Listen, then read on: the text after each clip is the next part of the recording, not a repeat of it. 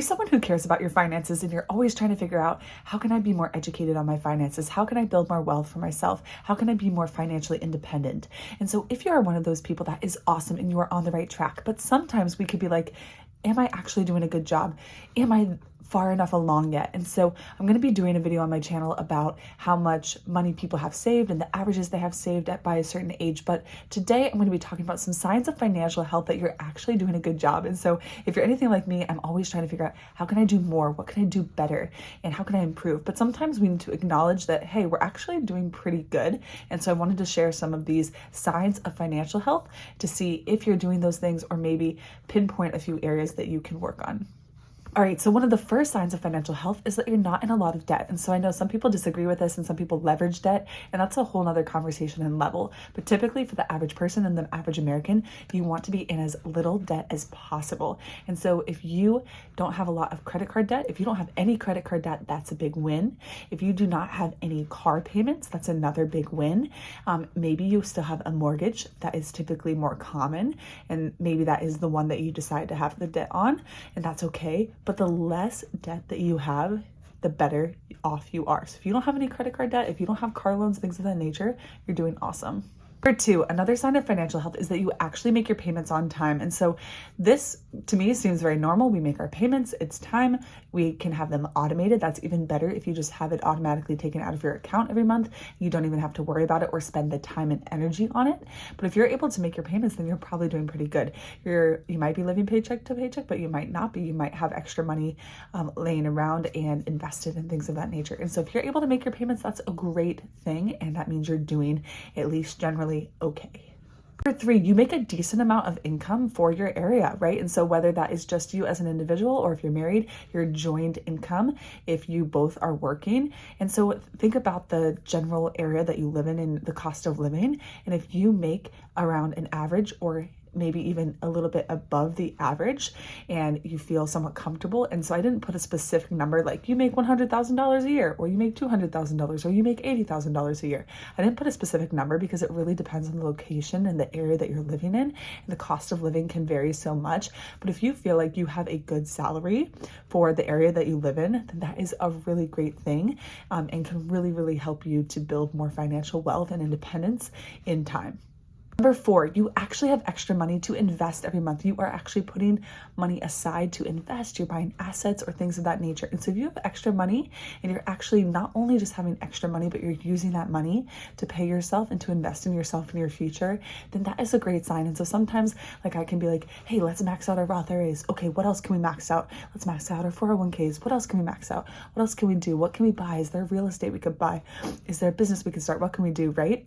But if you're able to even be having this conversation and be thinking that way, then you are probably doing pretty well. And so give yourself some grace if you're trying to get the next asset and the next thing, and know that if you're putting some money aside and you're investing it and not just saving it as well, and even if you're saving it, if you have an emergency savings, that is a really good sign as well. You're doing pretty good. Number five, along with this, you're starting to prepare for retirement. So even if you're young, like I'm 29, we have been preparing for retirement since we started working. And so most people and employers set you up with the 401k, and you might be contributing a little bit. But if you are going out of your way to do even more than that, then that is even great. So anything you're saving towards your retirement, even that little bit to the 401k, even if you're not getting the employer match or whatever, all the extra benefits you can be getting, then you are doing a lot better, and you're more likely to at least be able to retire when you're older, instead of having to keep working until you're 80, 90 years old. Number six, you're doing pretty well if you actually have enough money to take care of a large expense. Maybe you have an emergency savings fund set up. And so I always talk about getting a high yield savings account. I was a huge saver for years, but I never took advantage of actually getting a lot of interest. And so you could do that with a high yield savings account. You don't have to actually invest. And with Betterment, we have Betterment currently. It has a 5.5% APY, which you get an extra 5.5% interest instead of 0.0001%. And so I highly recommend doing this. But if you have a savings, an emergency savings, if you have a little bit extra, if you can afford to something happen to your car or whatever, then you're in a good spot.